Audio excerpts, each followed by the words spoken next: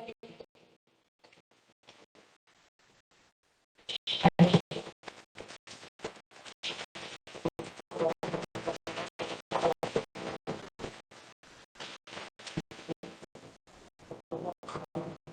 evening, everybody from the beautiful Sharm el-Sheikh, and good morning, good afternoon, good evening, everybody watching us online. If blue economy was a country, if the ocean was a country, it would be the 8th largest economy in the world. It would kick Canada off of the G7. Think about that for a moment. In sub-Saharan Africa and across Africa, blue natural capital is economic capital. It's a source of tens of millions of jobs. It puts food on the table, particularly for the most vulnerable and the most hungry. It creates income and revenue and GDP.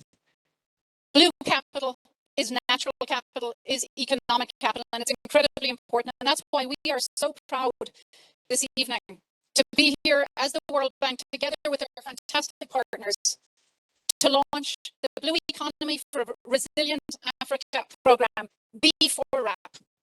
And I'm delighted, because it's a launch, to let you know that for those here in Sharm el-Sheikh, we're going to have a party afterwards. We have drinks, we have food, so please do stay.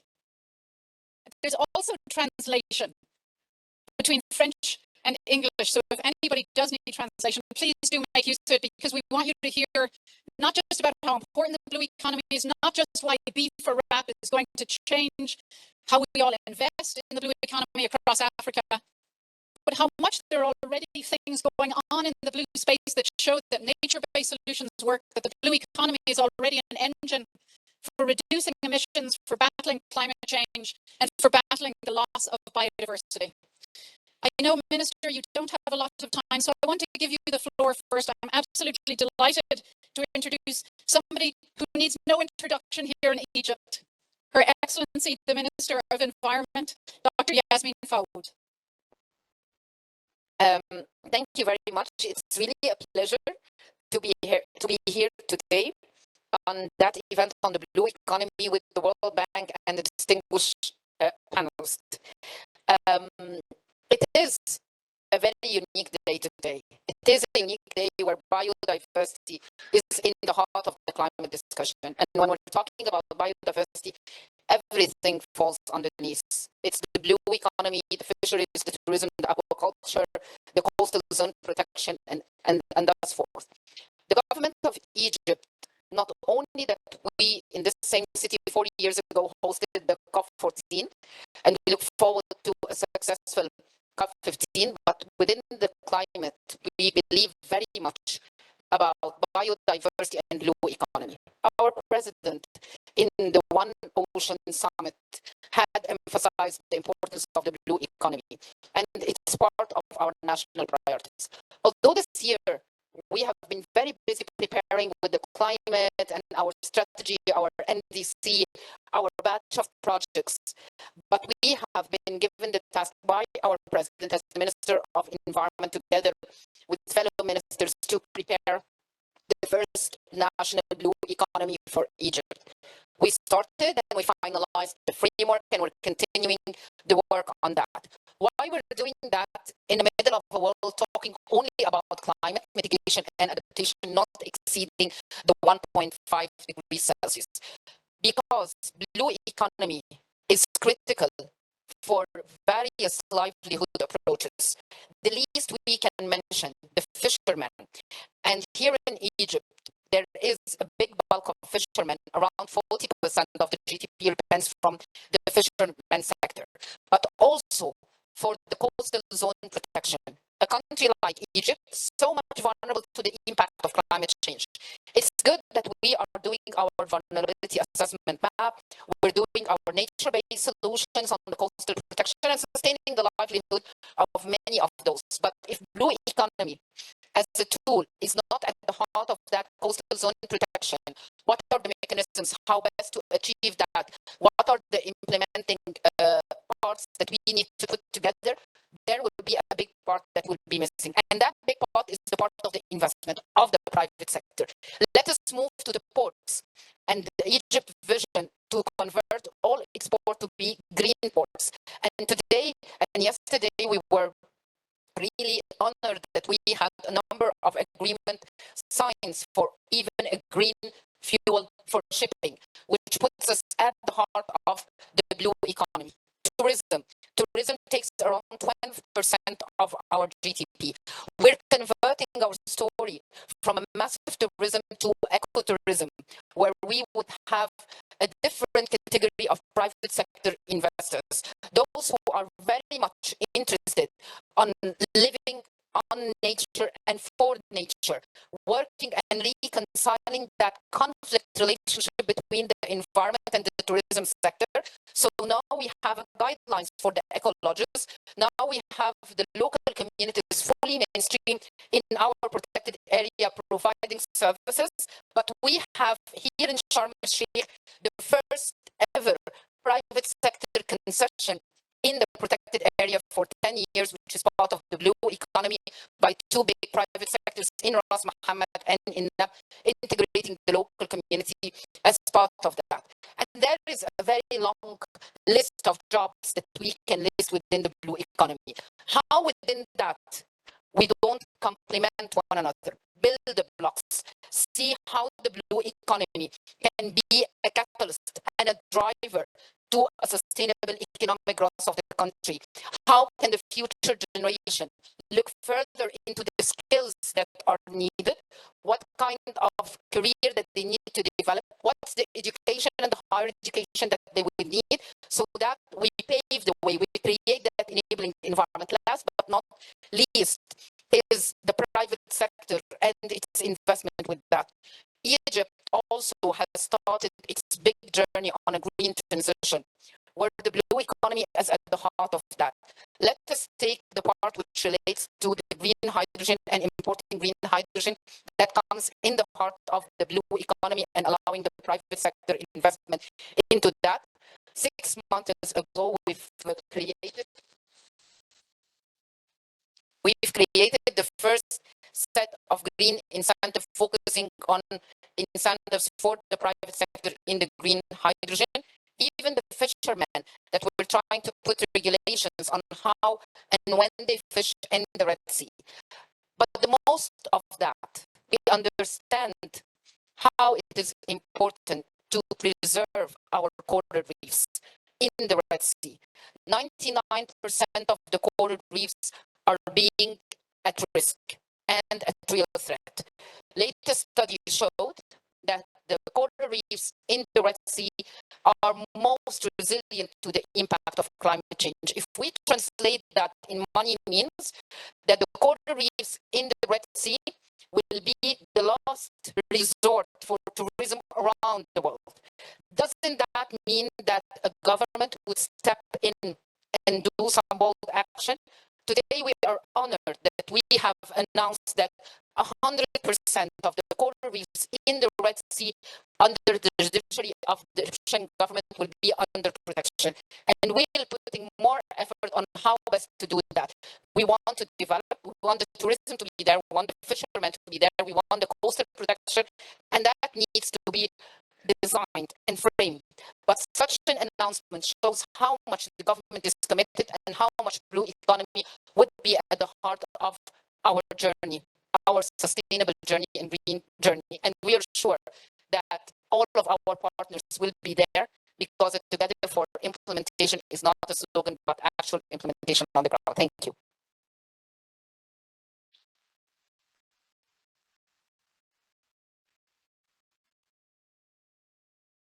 Not sure my mic is working. There we go. Thank you so much, Excellency. And I have to say, congratulations, not just for what you've done here in Egypt, but you've done something that all of us weren't sure was going to happen here at the COP.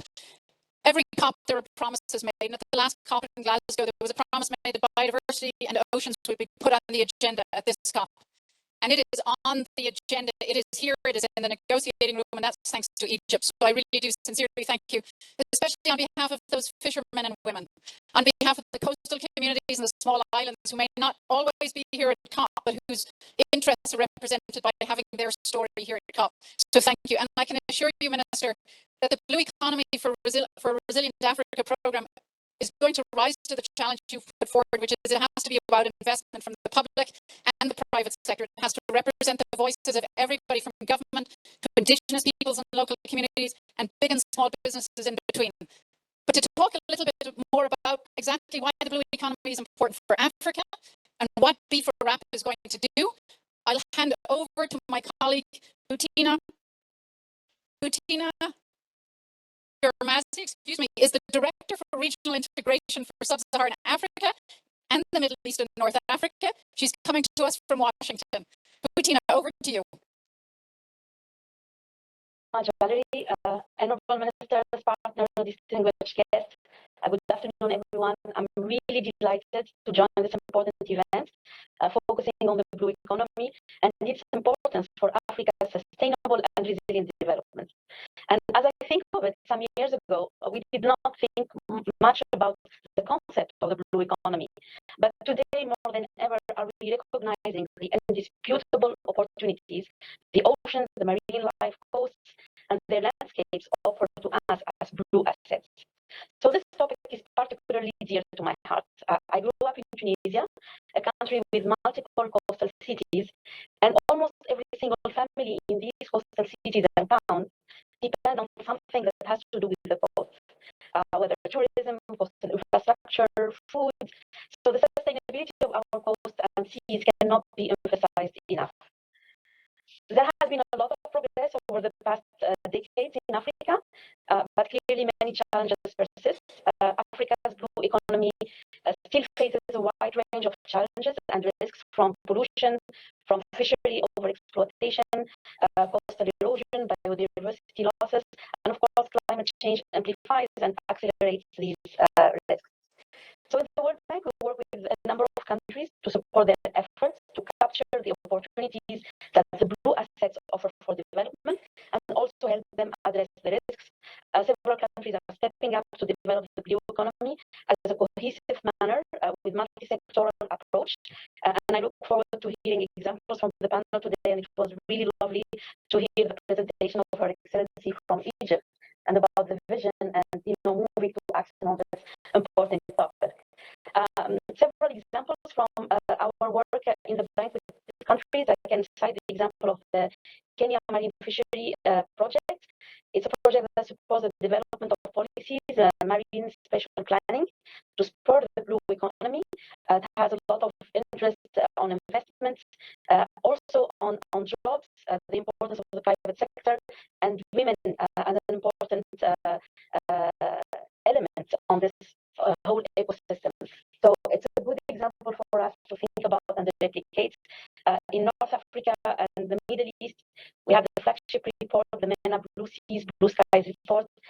We see a number of countries really having an approach that looks at blue economy concept around effective mechanism for coordination, for integration, and I look forward to seeing more examples of countries taking the agenda to the next level. There is definitely a particular importance for regional and continental solutions in this topic. As you know, regional integration is a key priority for the continent. It helps countries and institutions overcome divisions that impede economic growth. It helps achieve economies of scale. It optimizes the use of shared natural resources and addresses challenges that can transcend borders. And in each of these priorities, there is an important role, an important dimension of the blue economy through a continental lens. We have few examples of continental approaches that are important.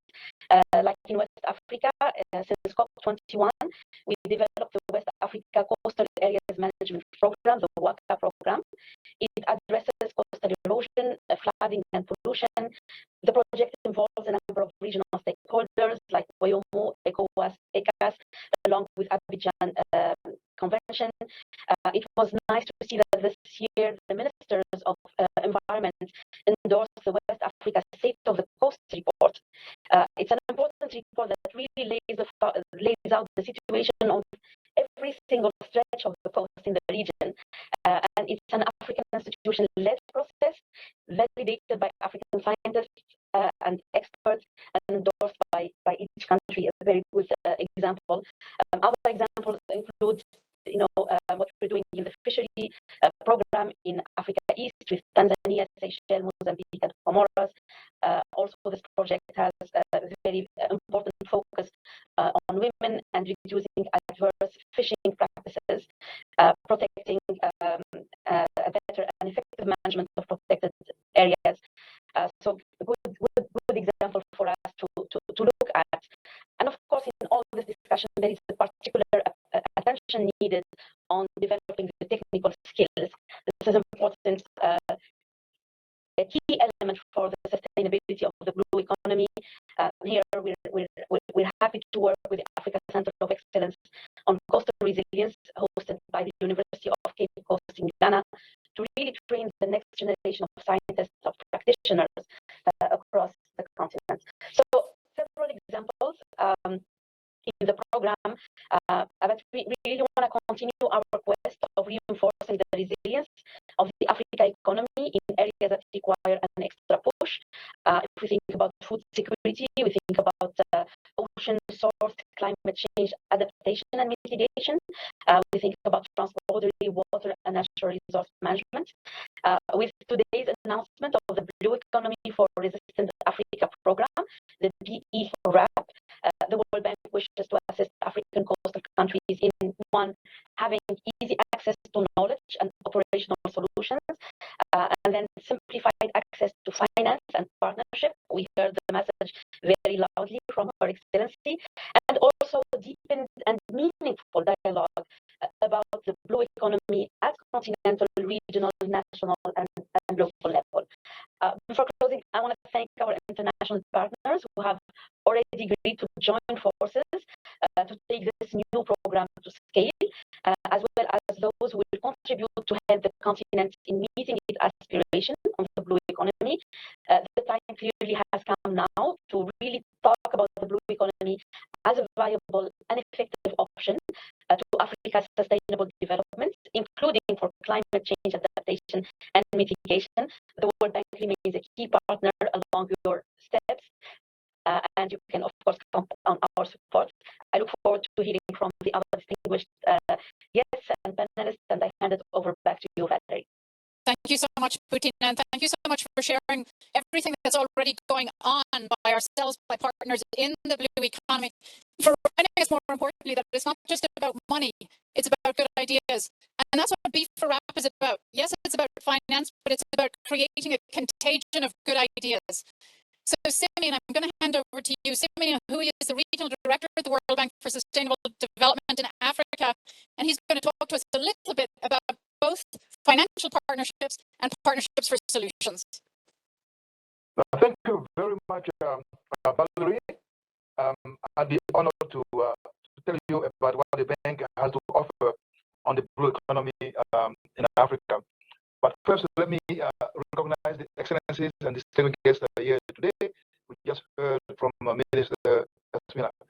We are glad to see you here. I want to mention two things before I start.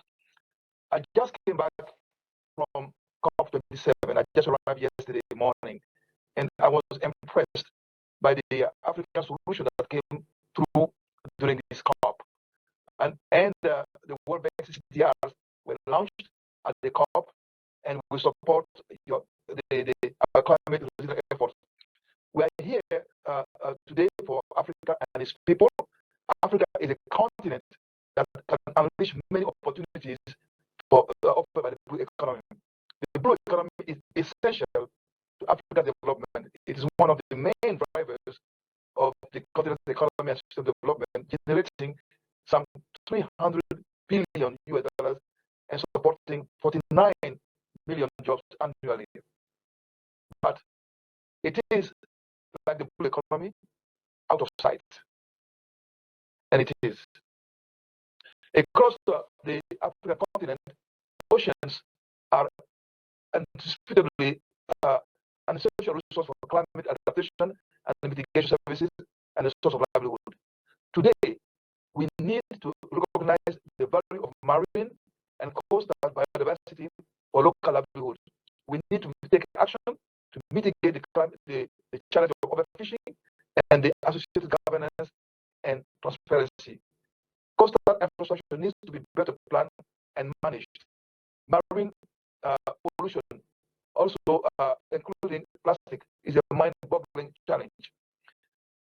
being from Cote d'Ivoire, I know very well how we have lost our homes, assets, and livelihood to the sea.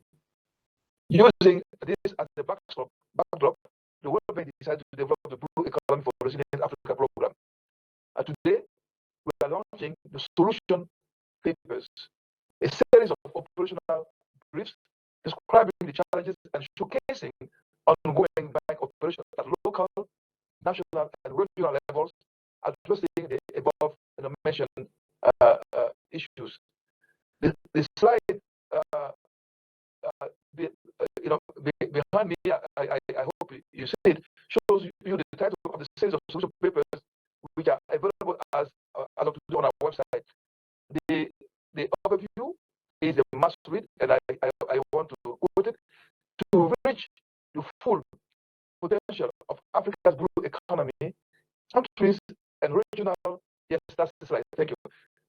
To reach the full potential of Africa's blue economy, countries and regional entities need to work collaboratively to protect and sustainably grow the continent fisheries, better manage pollution, and safeguard and restore biodiversity and ecosystem. So we need to continue to push frontiers and conventional thinking while addressing the fundamental changes that will make the blue economy a conduit for economic growth. Please, I invite you to go to the website where the 12 solution papers are available, and let us know your thoughts and engage with us. We at the World Bank are committed to working with you to maximize the benefits of blue economy in 3 areas: knowledge and solutions to get a better handle on the blue economy in Africa, consolidate what we know about the health of our ecosystem in the context of climate change. Second, finance and instruments to accelerate the blue economy, transform siloed sectors into integrated blue economies, and provide a blue carbon access point that is easy to use for countries. And third, dialogue and engagement on challenging issues like fisheries transparency or leveraging regional institutions and enhancing the sustainability and performance of the business. So the question is, what about the money, which has been a sore issue here at the COP? On the financing side, we have engaged with partners like AFD, Dutch Bank, European Investment Bank, Invest International, with whom I met personally last week while in Sharm el-Sheikh, and Equity Group Foundation to join us in scaling up our result under the Blue Economy for Resilient Africa program. They have expressed an interest in exploring what can be done to better serve the African countries with the finance and instruments we have available. Let me conclude by pointing to 2023. The World Bank is committed to convening a focus on Africa blue marketplace. We won't do it alone. It will require trusted financiers to engage and countries to commit to present investment-ready projects. Let me stop here and go back the mic back to you, Valerie, and thank you all for your attention. Thank you so much, Simeon, again for showing us just how many solutions, so many of them African solutions, already exist for accelerating the blue economy across Africa. Because at the end of the day, the Blue Economy for a Resilient Africa program is at the service of African countries and communities across Africa. And that's why we want to hear from our country partners. And I'm delighted that with us this evening, we have His Excellency, Mr. Hamza Khamis Hamza from Tanzania. Sir, the floor is yours. Thank you, moderator, participants, my delegation from Tanzania, ladies and gentlemen. As I have been introduced here, my name is Khamis. I'm the Deputy Minister from Tanzania, from the Vice President Office, Union and Environment. Ladies and gentlemen, Tanzania is endowed with a long and rich coastal line of about 1,450 kilometers in length. This coastal are covered about 15 of the nation's total land area and supports approximately 80 million people. Existence of these resources provided an opportunity for the country to reactivate and give added momentum toward promoting the blue economy in practical and tangible terms.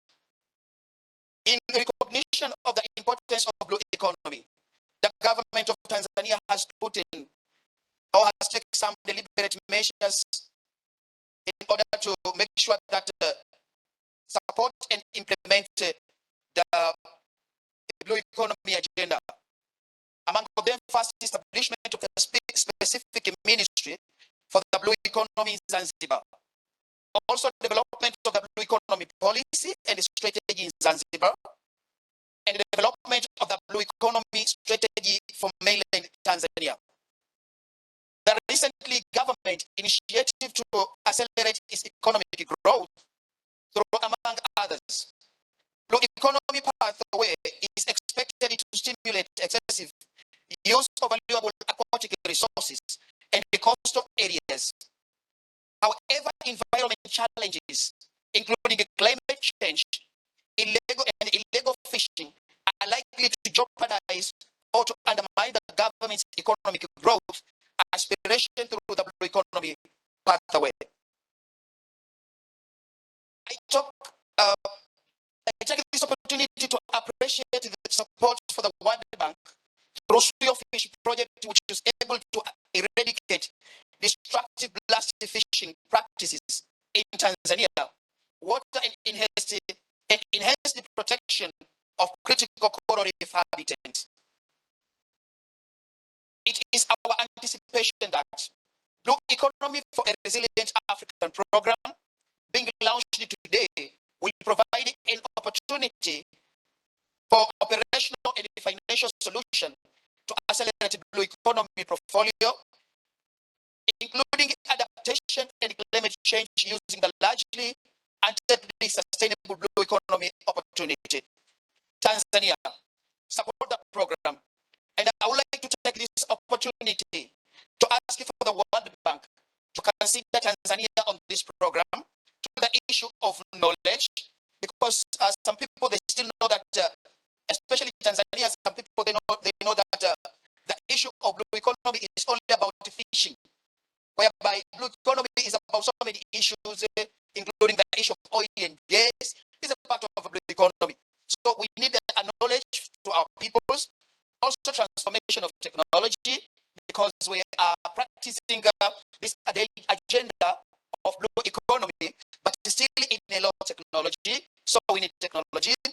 Also, so many programs that can support a blue economy agenda. Thank you, moderator. Thank you all. Thank you so much, Excellency, and you're welcome to the partnership. We're delighted that we will work together with Tanzania and the 80 million people in your country who depend on the blue economy for their livelihoods, for their food security, for building a pathway out of poverty. Next, we're going to hear from His Excellency Youssef Farhat, who's the Deputy Budget Director at the Ministry of Economy and Finance in the Kingdom of Morocco. I think we may just have lost. This is one of the challenges of a hybrid format. No, we have the Deputy. Please, Your Excellency, go ahead. Est-ce que le service de l'interprétariat est disponible?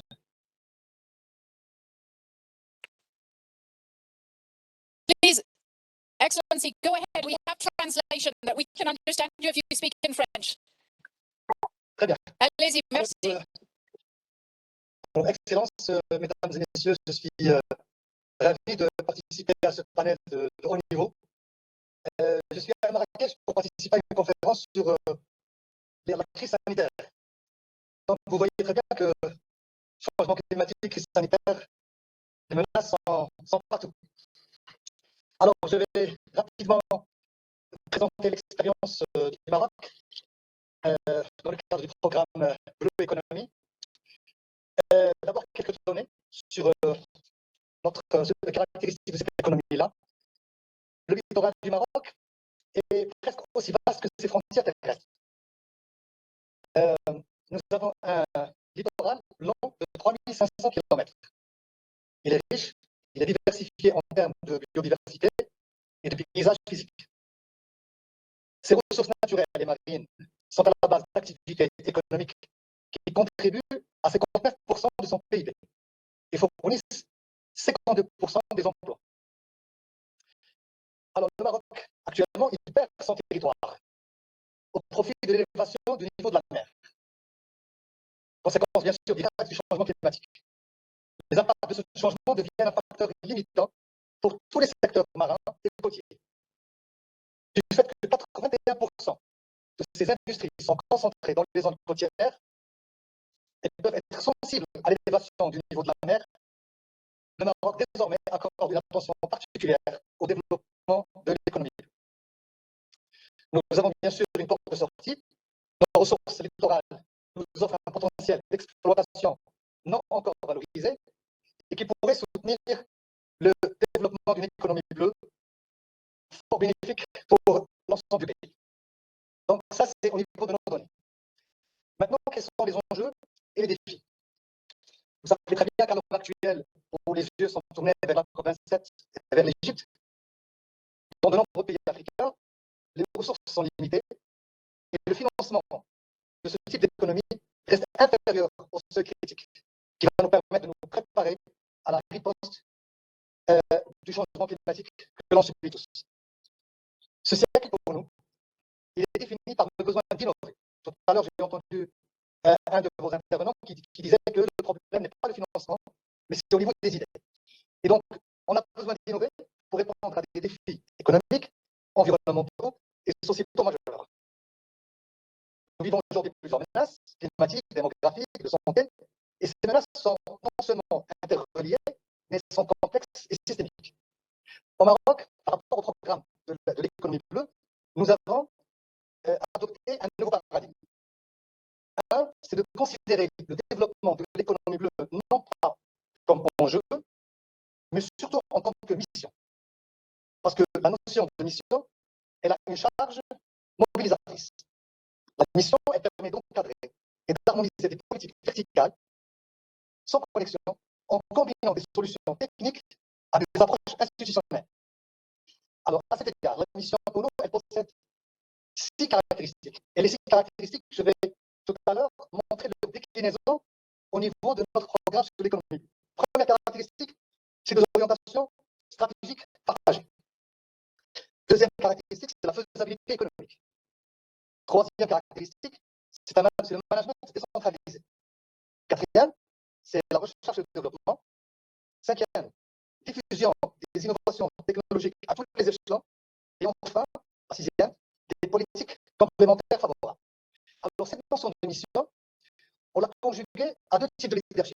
L'un que l'on pourrait qualifier de leadership stimulant, et le deuxième, un leadership structurant. Maintenant, je vais essayer de décliner tout ça dans le cadre du programme qu'on est en train de construire avec l'appui de la Banque mondiale. Alors, pour réussir l'économie bleue au Maroc, première des choses, j'ai parlé des orientations stratégiques partagées et de leadership stimulant. Donc, on a créé une commission interministérielle présidée par le chef du gouvernement, dont la mission est de faire converger l'ensemble des programmes politiques et projets proposés par les ministères et agences techniques. Donc, cette commission-là, elle a la latitude donc, de statuer sur les projets et surtout de réduire la symétrie de l'information entre les départements. Aujourd'hui, récemment, on a assisté à beaucoup de conflits d'usage entre les pêches et le tourisme, entre le secteur du tourisme et les infrastructures portuaires, parce que chacun a développé sa stratégie dans son. Aujourd'hui, avec ces orientations partagées, on va réduire donc la symétrie de l'information et on va permettre d'établir des passerelles entre les différents secteurs. Deuxième chose, j'ai parlé de la faisabilité économique. Alors, dans le cadre de ce programme, nous sommes en train de travailler sur la conception d'une stratégie économie bleue dédiée. C'est la première du genre au Maroc. cette stratégie économique bleue, elle est supportée par la commission interministérielle. Et ce portage politique lui donne du poids. Parce que une chose est de concevoir une stratégie, une autre est de la décliner sur le terrain.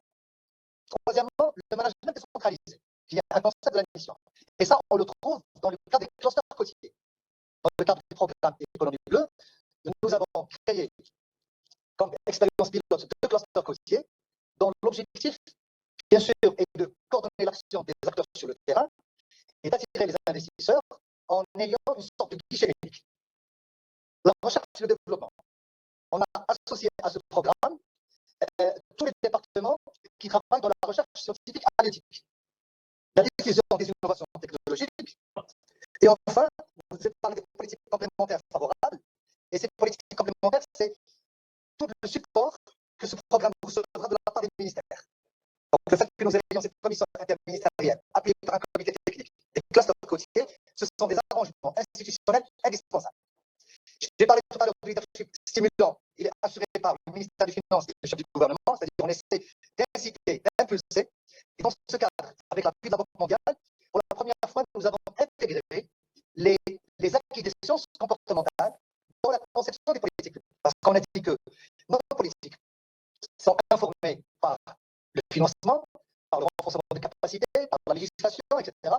Mais on a oublié un maillon indispensable, c'est le comportement des hommes, des femmes et des hommes. Et donc, le fait d'intégrer les sciences du comportement dans ce programme-là permettra de diffuser des insights qui pourront nous être utiles.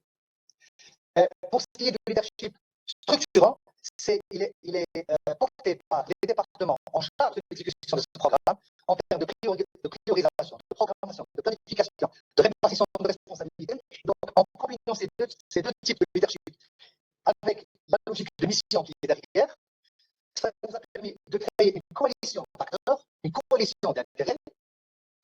Et pour nous, c'est une garantie pour l'aboutissement de ce programme. Donc voilà brièvement notre expérience Maroc au niveau de cette politique. Et je remercie bien sûr la Banque mondiale et tous les organisateurs de m'avoir donné cette occasion d'intervenir. Merci à vous. Thank you so much, Deputy Director. You reminded us all of how many solutions, homegrown solutions, already exist across Africa. And like from His Excellency, from the Deputy Minister from Tanzania, also how big the problem is, how big the opportunity is. But I promise you, Beef for Rap will be bigger. And it'll be bigger because we have partners around the table. No one person, no one institution, no one country can do this alone. That's why I'm so thrilled to be joined here today and online by several of our most important partners. And I want to give the floor first to Cécile Brenier, the Deputy Director of Operations for AFD, the French Development Agency. Thank you very much. I'm very happy and honored to be here on this panel of this important subject. And you know, AFD has a wide portfolio of activities in the African continent, and we are very engaged on climate and biodiversity. 50% of the finance we provide has co-benefit to climate, and among which 30% has also co-benefits with biodiversity. So we have a very strong objective of convergence of those two big thematics, and blue economy is at the crossroad of these two issues, and it's a key field for convergence. And so we are looking at it very deeply. Blue economy is also a conduit for coastal resilience, plastic pollution, food security, jobs, growth, as you told at the beginning, and this is of course a core subject for us. AFD is fairly a blue bank. We spend average already 750 million per year on ocean-related projects, and part of this, 60% of this investment have co-benefits on biodiversity, and they all contribute to a sustainable blue economy. I saw our partner from Morocco. We have, for example, a lot of work in the fishery and port in Morocco. But we want to increase our effort support. As you know, France is more and more active on the ocean and blue economy agenda, and we will continue to do so as we will host the next UN Ocean Conference in 2025. So in this context of coastal resilience, AFD has had a very productive collaboration with the World Bank in West Africa under the auspices of the West African Coastal Area, WACA. And the WACA program has allowed AFD to better support Africa's development at several levels, including specific investment projects, notably in Gambia on mangrove protection restoration, in Senegal on coastal protection, in Saint Louis, in Guinea to support the rice activity system in mangrove territories. But France is also a very big coastal country, and so we have also experience to share. And so French institutions, including CEREMA, Chambre, Conservatoire du Littoral, are engaged in providing expertise in kind in support of the country in West Africa. And we see a big potential for expanding this approach in the new iteration in support for all African coastal countries. And the subsidiary expertise France can also help on those subjects. It's part of the group. In 2018, AFD signed a framework agreement with the World Bank on climate. This was to better integrate French development assistance with the World Bank program. And under this framework agreement, we are presently preparing a new 35 million euro project to benefit to coastal protection in Togo. We are preparing that together, so we expect it to be approved this year. So looking forward, we believe that experience from the WACA project similar program in North and East Africa can be supported further, and we will offer a chance for many other partners to join efforts. Therefore, we are very keen to be fully associated with the World Bank and the B4 RAP, and we look forward to co-creating the details of action needed in 2033, because as you said, we will always be more powerful all together. Thank you. Oh, thank you so much, Cecile. This is the best of development finance at work. It's partners working together, defragmenting the financial architecture, putting our money and our solutions together to drive real action in countries. And I think that's so important, and I thank you. But of course, the bank has not just had a long-standing, successful relationship with AFD, but also with the Nordic Development Fund. So next, I'd like to hand over to our partner, Ms. Martina Jagerhorn, who's the program manager in the NDF and is joining us online. Thank you very much, Valerie. And thank you also for inviting NDF to participate in this very important event. So the Nordic Development Fund is an IFI, just like the World Bank, but we are a bit smaller. We are financed by 5 Nordic countries: Denmark, Finland, Iceland, Norway, and Sweden. And we are actually the only Nordic financing institution with the mandate to focus on challenges relating to climate change and development. So we want to support developing countries and the most vulnerable people affected by climate change. And we seek to advance Nordic leadership in this, in addressing the climate change and development challenges through financing, through knowledge, and through partnerships. So we develop and scale up high-impact projects together with our strategic partners, such as the World Bank. For this reason, NDF has supported the WACA program from the start. We were actually the first donor to help prepare the WACA program in 2015. Subsequently, we have increased our support for the WACA program, and we have been supporting especially developing innovative approaches to operations. Our support have included scaling up regional knowledge sharing, new climate financing instruments, call for innovations to identify feasible solutions to address coastal erosion and flooding, and also support to marketplace, allowing countries to pitch their projects to investors, both from the public and the private sector. In addition, NDF has also provided direct financing for investments in some of the coastal countries in West Africa. And our experience from the WACA program is that there's been a significant catalytic effect of the program. And we are especially pleased to see that WACA has engaged so many other partners. And the work is, of course, continuing in the WACA program. At the same time, Africa's challenges relating to climate change remain enormous. And the continent is actually exposed to multiple shocks. Therefore, it's now the right time to bring this approach to greater scale. And this can be done by capitalizing on the experience and the lessons learned from the WACA program and from similar programs supported by NDF and by our strategic partners.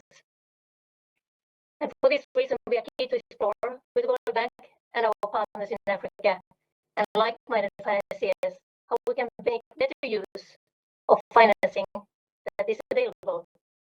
For example, could we further develop our financing instruments so that we have a range of offerings that can be customized to the needs of African countries and organizations? There is a new innovative blue carbon project for Ghana that is one concrete example of a financing instrument which can be replicated to the coastal landscapes and to other countries in Africa. And we are happy that the NDF has financing for WACA has supported the design of this blue carbon project and helped also unlocking financing both from the public sector as well as from the private sector, including from Nordic countries. We look forward to engaging further with the World Bank and with many other partners, including through this initiative of the Blue Economy for Resilient Africa project. Thank you very much. Thank you so much, Martina. As you said, the time is right for Beef4Rap, and the time is now for Beef4Rap. And we're so grateful for the partnership of the Nordic Development Fund of AFD. But it's not just about public finance, it's also about private finance. And that's why we're so thrilled we have partners from the private sector. So I next want to hand over to Ingrid Rumert, who's the head of Group Stakeholder Relations at Ørsted Sustainable Energy in Denmark. That's it. Okay, so thank you so much, and I'll try to give you a bit of a private sector view. I work for Ørsted. Ørsted is a world leader in offshore wind, which means that we're absolutely key, of course, to the green transition that we have to go through. We also have ourselves set very ambitious decarbonization targets. We were one out of the first 7 companies in the world to have a verified science-based target, net zero target long term for 2040, which means, of course, that we have to decarbonize very heavily internally throughout our entire supply chain. This work is well underway and it's happening at the moment. Our first milestone is 2025, where we have the target to be fully carbon neutral on scope 1 and 2, and I'm working on this. However, we lack 2%. We can't get the last 2% done. So that's why our very innovative and skilled colleagues started exploring what can we do with these last 2%. So we started looking for, could we find credible, verifiable carbon credits that also touch biodiversity and also, of course, local communities, and with that, the social angle.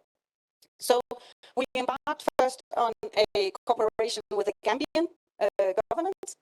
We signed a memorandum of understanding, so a cooperation agreement back in December. And only now, 9 months later, we've actually planted 240 hectares of mangrove already. I don't know if it's a world record, but it's at least some kind of record. It's extremely fast. And maybe I should just add that we retire the carbon credits, so they're pulled out of the market and are not renegotiated in any way. So this first very positive experience, of course, we thought, okay, maybe we can do something more. And this is where, of course, the cooperation with the World Bank and now the Ghana government comes into play. So we started together to explore, can we do any kind of blue project and also work with mangrove restoration in Ghana, and are looking into this at the moment. But of course, we will work in a way where the Ghanese government brings the knowledge around the mangrove.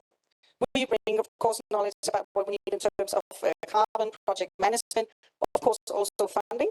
And the World Bank delivers a stable framework and, of course, also financial support. All in all, from our side, we will, over the next 20 years, give $8.5 million. So we're able to, at the end, to have replanted 3,000 hectares of mangrove. So, keeping this short, I think this is an example, a great example of how you can turn what is often a vicious circle, so nature, climate, and local communities, into what I would call a virtuous circle, and get these three dimensions to work actually together for the benefit of, here in this case, of both the Ghanese government, Ghanese people, of course our company, and hopefully also the World Bank, that will have maybe inspiration in this framework to be replicated elsewhere. So thank you very much. Thank you so much, Ingrid, and thank you for the contribution and the partnership. And as a World Bank bureaucrat, the speed of the private sector always amazes me. And thank you so much for being part of us and pushing us to do things faster, because, as Matilda said, the time is now. The time is urgent. We have no time to waste. We started with the Minister of Environment from Egypt. We're going to finish with Egypt.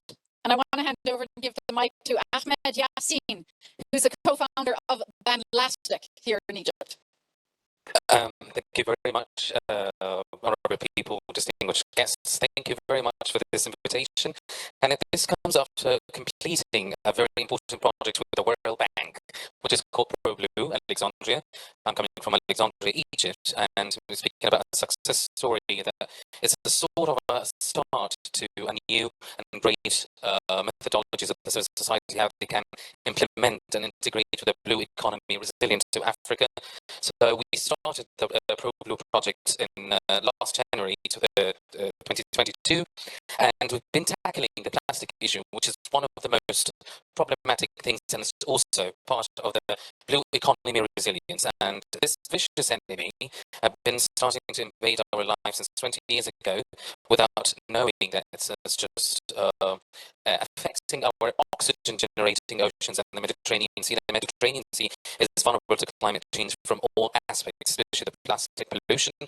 And if we were speaking about Alexandria, we have 2 million to 3 million visitors, fishermen community, so many problems that is faced because of the plastic pollution. So we started with a great campaign in February with the school campaigns. Sons and daughters of the fishermen themselves have been educated in the national schools. So for the first time, as Banlastic Egypt had a good opportunity working with the Ministry of Environment, the Ministry of Education, to be talking to national schools, because most of the environmental campaigns are tackling certain clusters of community. This year we had all clusters of community on board, and this is inclusivity that we have to start with to have a great great impact regarding the blue economy. And the social campaigns, school campaigns really have a great social impact, because the students themselves have been educating their parents who are fishermen, but didn't have the important access to education. But at the same time, they've been really the climate activists to do so. And this is why I've been insisting in many speeches or sessions that the civil society have a big role completing the triangle of development. engagement. Government, community, and civil society. Civil society can be a social entrepreneur, can be NGOs, anybody who are really keen to motivate or drive the thing, and he's the main director. So our slogan was a shift from the grey to the blue and the Pro-Blue Alexandria project to let people understand how it's really important. The second thing, we made mega cleanups with integrating all people, all communities. Even the fishermen have been helping us, and we started a new small initiative that they donate the broken or like broken nets and stuff, plastic nets, especially because it's not workable anymore. So they gave it to us, and we made a plastic museum with it to ensure that the message can be artistically, delivered to the people. And we found out that this type of message is always clear and brilliant because make people think.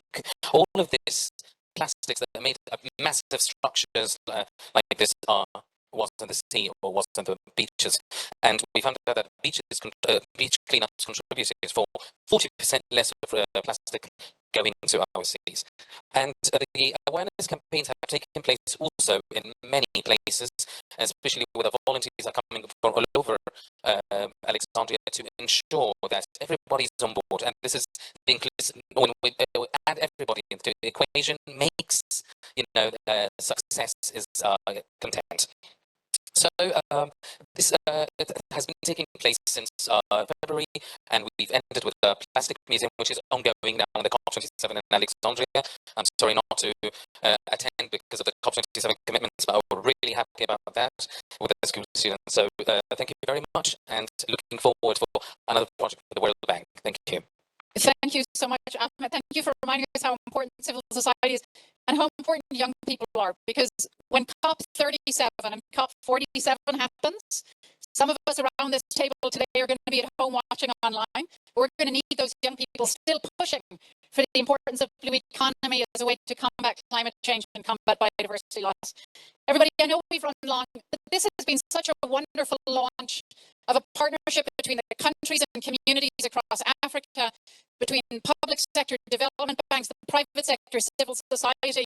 This is a way, as Ingrid said, to begin to turn around what is a vicious circle of the triple environmental crisis of biodiversity loss, climate change, and pollution, undermining the lives and livelihoods of people across Africa, and instead creating a virtuous path out of poverty into the middle class, built on a safe and healthy, a green, resilient, and inclusive environment. And we're so thrilled. B4RAP is going to be about data and dialogue. It's going to be about technical assistance and solutions. You heard so many good ideas already, good action already. It's going to be about money. It's going to be about investment. And it's going to work. And we're setting it up for success because we put in charge Leah Siegert. Is Leah in the room? She was here a moment ago. Take a look, everybody. This is the woman who's going to make B4RAP work.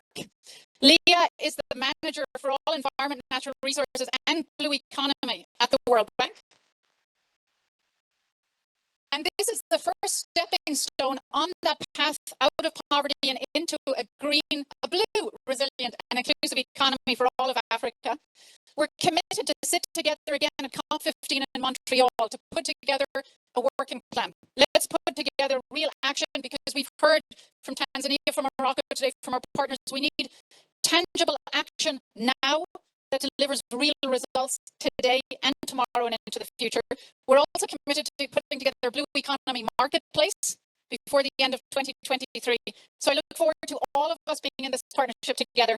And as you all join us, those of you here in Sharm el Sheikh, we're going to have some drinks, some food, and as we leave and we say thank you to our wonderful partners, the countries who at the end of the day own this partnership, please watch a video of what B4RAP is going to do. Thank you, everybody. Thank you.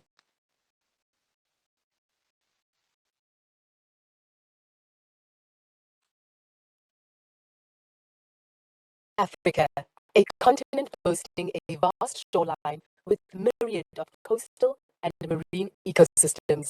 Atlantic Ocean to the west, Indian Ocean to the east, Mediterranean and Red Sea to the north.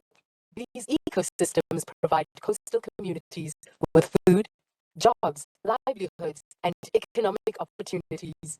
They are central to climate adaptation and mitigation, and also biodiversity. The benefits offered depend entirely on the health and productivity of coastal and marine resources. Yet, ocean investments do not always get as much attention as terrestrial investments.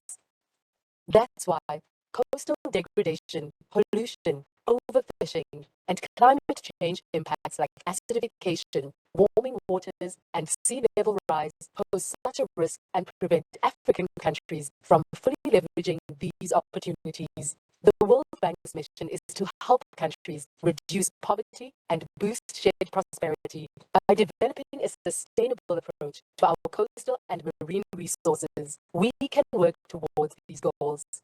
In 2021, the World Bank's Global Oceans portfolio exceeded $7 billion. This includes programs like ProBlue that furthers the bank's blue economy work with donor contributions. Across Africa, dialogue, financing, and knowledge are provided for long-term sustainability, businesses' growth, and inclusive benefit sharing. Here are some examples. Fisheries. In the Southwest Indian Ocean and West Africa, regional programs have worked across borders to unite conservation efforts. In Senegal, including communities in the management of the resources, led to an increase of up to 153% in productivity at sites. In the Red Sea and Gulf of Aden, a new bank project will support sustainable fisheries management, food security, and enhance regional cooperation. Pollution. In Tunisia, the bank is supporting the preparation of a national action plan to combat marine pollution. In Egypt, a public-private partnership model supported by the bank group treats wastewater and reuses it for agriculture and in the cement industry, keeping pollution out of the ocean. In West Africa, where 40% of the GDP is generated in coastal areas, the $500 million WACA program helps fight coastal erosion, flooding, and pollution to build climate resilience. Biodiversity. In Morocco, a bank program uses nature-based solutions to restore coastal forests, stabilize coastal sand dunes, and boost the health of marine and coastal ecosystems. Through Swire Fish, the World Bank has supported seaweed farmers from 77 communities in Zanzibar, 74% of which were women, with equipment and training to boost production and so reduce pressure on natural ecosystems. Livelihoods. In Kenya, 200,000 people, mostly women, will receive grants that diversified their activities and improved the productivity of the marine resources. In Morocco, where 14 aquaculture farms will be established and operational, a bank finance program will help to increase production by more than 700 tons per year and create new jobs. These and other impactful solutions grounded on solid analytical work are ready to be brought to scale for the African continent.